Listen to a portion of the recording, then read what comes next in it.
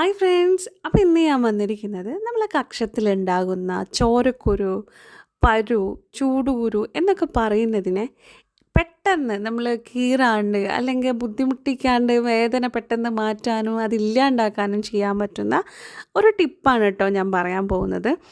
അതിനു മുമ്പ് നമുക്ക് പറ്റുന്ന ഒരു ഫോൾട്ട് ഞാൻ പറഞ്ഞുതരാം, അല്ലെങ്കിൽ നമുക്ക് പറ്റുന്ന ഒരു തെറ്റ്. ഇത് ഇടക്കിടക്ക് കക്ഷത്തിൽ വരാനുള്ള ഒരു കാരണം ഞാൻ പറഞ്ഞുതരാം. നമ്മൾക്ക് എന്താണെങ്കിലും വിയർപ്പ് മണം അത്ര അങ്ങോട്ട് ഇഷ്ടമല്ല. അതുകൊണ്ട് തന്നെ നമ്മൾ എന്താക്കും, കുളി കഴിഞ്ഞാൽ പൗഡർ യൂസ് ആക്കലുണ്ട്, ബോഡി സ്പ്രേ യൂസ് ആക്കലുണ്ട്, ഡിയോറോളുകൾ നമ്മൾ ഉപയോഗിക്കലുണ്ട്. ഇങ്ങനെയൊക്കെ ഉപയോഗിക്കുന്ന ആളാണ് നിങ്ങളെങ്കിൽ നിങ്ങൾക്ക് ഇടക്കിടക്ക് കക്ഷത്തിൽ കുരു വരും, സ്വാഭാവികമാണ്. എന്തുകൊണ്ടെന്ന് വെച്ചാൽ നമ്മൾ ഈ പറഞ്ഞ സാധനങ്ങളൊക്കെ എല്ലാത്തിലും പ്രിസർവേറ്റീവ്സ് എന്ന് പറഞ്ഞൊരു സംഭവമുണ്ട്.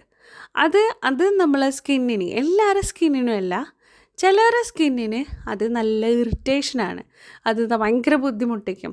അപ്പം മൊത്തത്തിൽ നമ്മൾ പറയും എന്താണ്, ഇത് സ്കിൻ ഫ്രണ്ട്ലി ആയിട്ടുള്ള പ്രോഡക്റ്റാണ് എന്നൊക്കെ പറഞ്ഞിട്ടാണ് നമ്മൾ വാങ്ങെങ്കിലും, പക്ഷേ ഈ ചിലവരുടെ സ്കിന്നിന് ഇത് ഭയങ്കര ഇറിറ്റേഷനാണ്, ചുണങ്ങുണ്ടാക്കും, ചൂടുകുരുണ്ടാക്കും, ചൊറിച്ചിലുണ്ടാക്കും. പക്ഷെ നമ്മളിതൊന്നും മൈൻഡാക്കില്ല. എന്താണാവോ, എൻ്റെ ഡ്രസ്സിൻ്റെ ബുദ്ധിമുട്ടാണോ, അത് ചില നേരത്ത് വിയർപ്പിൻ്റെ പ്രശ്നമാണോ എന്നൊക്കെ നമ്മളത് അങ്ങനെ അങ്ങോട്ട് മൈൻഡ് ചെയ്യാണ്ട് വരും. പക്ഷേ ചൂടുകുരു പോലെ നമ്മളെ വേദനിപ്പിക്കുന്ന, ഇങ്ങനെ കടച്ചിലുണ്ടാവുന്ന തരത്തിൽ കുരു വരുമ്പോഴാവും നമ്മളിത് ശ്രദ്ധിക്കുക. പക്ഷേ എങ്കിലും നമ്മൾ ഈ പറഞ്ഞ സാധനങ്ങളൊന്നും നമ്മൾ ഒഴിവാക്കണ്ടാവില്ല. കാരണം നമ്മളെ മൈൻഡിലത് ഇല്ലാത്തതുകൊണ്ട് നമ്മളത് ഒഴിവാക്കില്ല. അപ്പോൾ ഇങ്ങനെ ഇടയ്ക്കിടയ്ക്ക് വരുന്ന ആൾക്കാരാണെങ്കിൽ നിങ്ങൾ എന്താ ചെയ്യേണ്ടതെന്ന് വെച്ചാൽ, ഈ പറഞ്ഞ സംഭവങ്ങളുണ്ടല്ലോ, പൗഡർ, ബോഡി സ്പ്രേ, ഡിയോറോളുകൾ, അങ്ങനെ ഉള്ള സംഭവങ്ങൾ നിങ്ങൾ 3 ദിവസം നമുക്കൊന്ന് ടെസ്റ്റ് ചെയ്യാനാണ്. 3 ദിവസം നിങ്ങളിതൊന്ന് ഒഴിവാക്കിയിട്ട് അതിന് പകരം നിങ്ങൾ എന്താക്കണം, വെളിച്ചെണ്ണ തേക്കുക എന്നുള്ളതാണ്.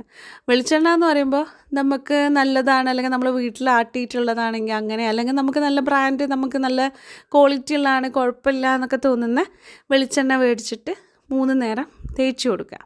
അപ്പോൾ ഈ 3 ദിവസം നിങ്ങൾ ഈ പറഞ്ഞ സംഭവങ്ങളൊന്നും ഉപയോഗിക്കരുത് കേട്ടോ, അത് മസ്റ്റാണ്. അപ്പോൾ ഈ 3 ദിവസം നിങ്ങളിതൊക്കെ ചെയ്തപ്പോൾ നിങ്ങൾക്ക് ആ വേദന കുറഞ്ഞ്, കടച്ചിൽ കുറഞ്ഞ്, ആ കുരുവിൻ്റെ വലിപ്പം കുറഞ്ഞിട്ടൊക്കെ വരുവാണെങ്കിൽ അതിൻ്റെ അർത്ഥം എന്താ വെച്ചാൽ, ഇപ്പോൾ ഈ പറഞ്ഞ സാധനങ്ങൾ നിങ്ങൾക്ക് സ്യൂട്ടല്ല എന്നുള്ളതാണ്.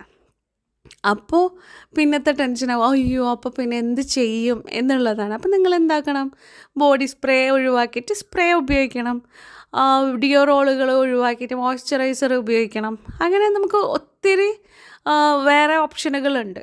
അപ്പോൾ അതൊക്കെ നിങ്ങളൊന്ന് ട്രൈ ചെയ്യണം.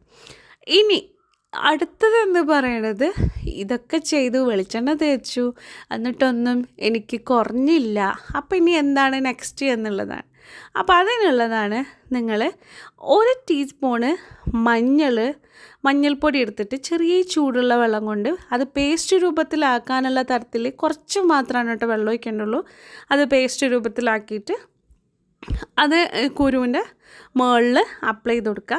അത് ഡ്രൈ ആകുമ്പോൾ കഴുകിക്കളയുക, വീണ്ടും ചെയ്യുക. അങ്ങനെ ഒരു 2-3 വട്ടം നിങ്ങൾ ഒഴിവിനനുസരിച്ച്, നിങ്ങളുടെ സമയത്തിനനുസരിച്ച് നിങ്ങൾ ചെയ്ത് കൊടുക്കുക. രണ്ടാമത്തേതെന്ന് വെച്ചാൽ നല്ല ജീരകമാണ്. നല്ല ജീരകം കുറച്ച് വെള്ളം എടുത്തിട്ട് അതേപോലെ തന്നെ ഒരു പേസ്റ്റ് രൂപത്തിലാക്കിയിട്ട് അത് അപ്ലൈ ചെയ്ത് കൊടുക്കുക കേട്ടോ. ഇത് ഞാൻ ഇതിന് മുമ്പ്, കക്ഷത്തിലുള്ള കുരുവല്ല, ഇതിന് മുമ്പ് ചൂടുകുരുവിന്, പരുവിന് ഞാൻ ഇട്ടിട്ട് നല്ല റിസൾട്ട് കിട്ടിയിട്ടുള്ളതാണ് നമ്മളെ ഈ നല്ല ജീരകത്തിന് കേട്ടോ.